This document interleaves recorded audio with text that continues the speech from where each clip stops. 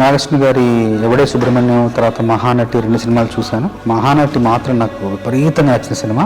నాయి గారు కాల్ చేసి రమ్మన్నారు, వెళ్ళాను. వెళ్ళిన తర్వాత సందర్భం చెప్పడానికి ముందు నాకు కథా గమనాన్ని కాసేపు మాట్లాడి చెప్పిన తర్వాత వివరంగా చూపించారు, కొన్ని దృశ్యాలు చూపించారు.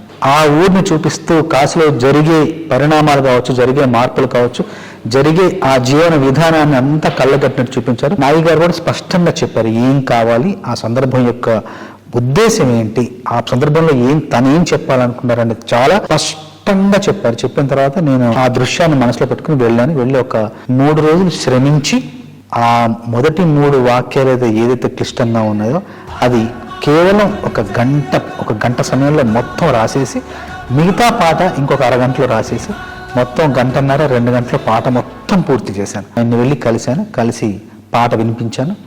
ఒక్క మాట కూడా ఆయన సవరణ లేకుండా, కరెక్షన్ లేకుండా పాట మొత్తం బిగిన చాలా బాగుందని చెప్పారు. పల్లవి రాసిన తర్వాత చరణాల్లో అవతార స్పృహ, అవతార స్పర్శ కొంచెంగా ఇస్తూ కలియుగానికి కలి యొక్క అవతారం ఎలా అయితే జనించిందో అక్కడికి వేగంగా రావాలనే ఉద్దేశంతో ముందు మాటలు మీనమై